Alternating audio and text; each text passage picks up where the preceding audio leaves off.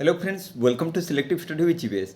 आज तुम में से तो बहुत सारे स्टूडेंट डीएवी का रिक्रूटमेंट एग्जाम दिए होंगे, तो उसी का ही रिव्यू कर देते हैं क्योंकि अभी तो डीएवी का एग्ज़ाम ख़त्म हो चुका है। जो अगले साल देने वाले हैं उनके लिए ही ये वीडियो फ़ायदेमंद रहेगा, क्योंकि मैं इस बार जैसे कि जो सारे स्टूडेंट सर्च कर रहे होंगे यूट्यूब में, तो उनको पता होगा किसी भी तरह का डाटा उतना नहीं मिल पा रहा था। एक दो चैनल ही अपडेट कर रहे थे कैसे क्वेश्चन पैटर्न आ रहा था, कैसा एग्ज़ाम जा रहा था, टॉप था, मॉडरेट था, कैसा फेज था। तो इसीलिए ये वीडियो थोड़ा उन्हीं के लिए ही फ़ायदेमंद रहेगा जो अगले साल के लिए तैयारी करेंगे। तो मैं बोल देता हूँ आज पेपर में बायोलॉजी और केमिस्ट्री का पेपर कैसा था। केमिस्ट्री अगर देखेंगे तो बहुत सारे मतलब उसको हम बोल सकते हैं कि वो थोड़ा मॉडरेट लेवल का क्वेश्चन था, जिसमें एक ये न्यूक्लियोफाइल जो है उसके रिगार्डिंग क्वेश्चन देखने को मिला था। इलेक्ट्रॉन विड्रॉइंग ग्रुप जो है उसका सीरियल जो है मतलब इंक्रीजिंग ऑर्डर डिक्रीजिंग ऑर्डर में से, तो उसमें किसका सबसे ज़्यादा रोल रहता है, इन्फ्लुएंस ज़्यादा रहता है, तो उसी के ऊपर था मेटा प्लेस को लेके। नेक्स्ट आल्डोल कंडेंसेशन रिएक्शन, उसी के ऊपर भी एक क्वेश्चन था। और कुछ ऐसे स्टेटमेंट बेस्ड था क्वेश्चन, जिसमें एक फेज दे देता है और उसी में से रिलेटेड मतलब एक ऐसा बोल सकते हो कि एक पैसेज रिलेटेड क्वेश्चन था। मतलब पैसेज से डायरेक्ट क्वेश्चन नहीं था, एक पैसेज दिया होगा और उसी में हर जगह पे कुछ कुछ रिएक्शन हुआ होगा। तो उसी के ऊपर ही वो नेक्स्ट 3-4 सवाल उसी के ऊपर ही पूछा था कि यहाँ पे कौन सा रिएक्शन हो रहा था, क्या प्रोडक्ट फॉर्मेशन हो रहा था। तो ऐसा कुछ कुछ क्वेश्चन देखने को मिला था। केमिस्ट्री के लिए मैं बोलूँगा कि तुम्हें थोड़ा ज़्यादा जो है लेवर करना होगा। वो मतलब बहुत कम लेवर में इसको तुम क्वालिफाई नहीं कर सकते हो। इसको क्रैक करने के लिए तुम्हें थोड़ा अच्छे से डिटेल्स सारा चीज़ पता होना चाहिए। और बायोलॉजी का जो पेपर था उसके ऊपर मैं बोल देता हूँ, वो काफ़ी बेसिक सा क्वेश्चन था, जैसे कि लेफ्ट आर्टरी और राइट आर्टरी में डिफरेंस क्या होता है, कौन सा मतलब ज़्यादा वाइडर रहता है या फिर उसका लेंथ ज़्यादा होता है या कम होता है। तो हर मतलब उसमें करीब 6 क्वेश्चन जो था वो स्टेटमेंट बेस्ड था। मतलब उसमें 3-4 स्टेटमेंट होगा, किसमें कौन सा स्टेटमेंट करेक्ट है कौन सा इनकरेक्ट है, तो उसी के ऊपर ही क्वेश्चन था। नेक्स्ट क्वेश्चन ब्लड फॉर्मेशन जो है वो जहाँ मतलब ब्लड फॉर्मेशन कहाँ से होता है वो तो पता होगा सबको, मगर ये क्वेश्चन था कि कौन सा हार्मोन जो सिक्रेशन होता है ब्लड फॉर्मेशन के टाइम में, तो वो हार्मोन कहाँ से सिक्रेशन होता है, तो वो किडनी आंसर होता है उसका। नेक्स्ट क्लोन डीएनए लाइगेज के ऊपर वो क्वेश्चन ऐसा था, रिकॉम्बिनेंट डीएनए टेक्नोलॉजी के ऊपर एक पूरा एक डायग्राम बना के दिया था रिकॉम्बिनेंट डीएनए टेक्नोलॉजी के ऊपर। और हर स्टेप जो था, स्टेप 1, स्टेप 2, स्टेप 3, स्टेप 4 ऐसे मेंशन था हर जगह पे।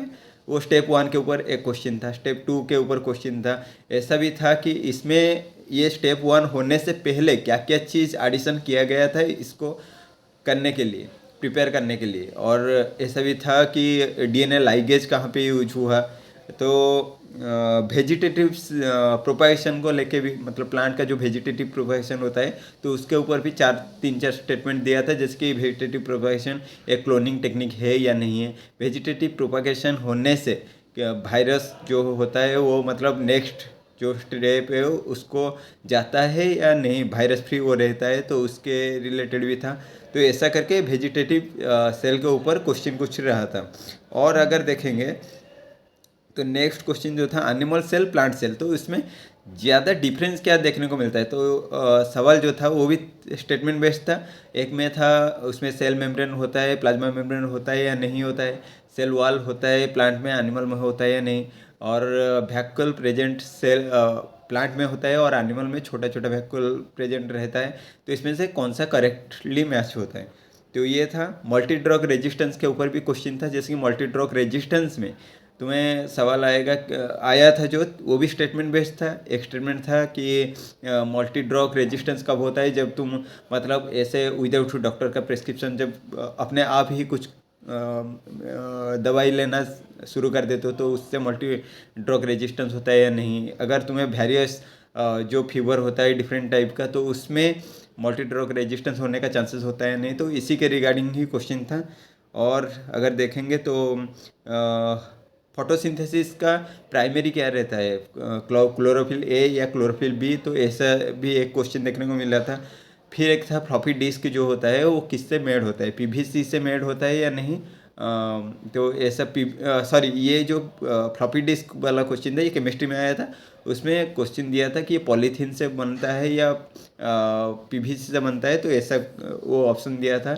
और बायोलॉजी में अगर देखेंगे एक पैसेज भी आया था जिसमें से पैसेज से ही तुम्हें आंसर देना था, और उसमें 4 क्वेश्चन आया था, और 4 में से तुम्हें 3 इजी में से आ जाएगा और एक जो था थोड़ा एनालिटिकल था।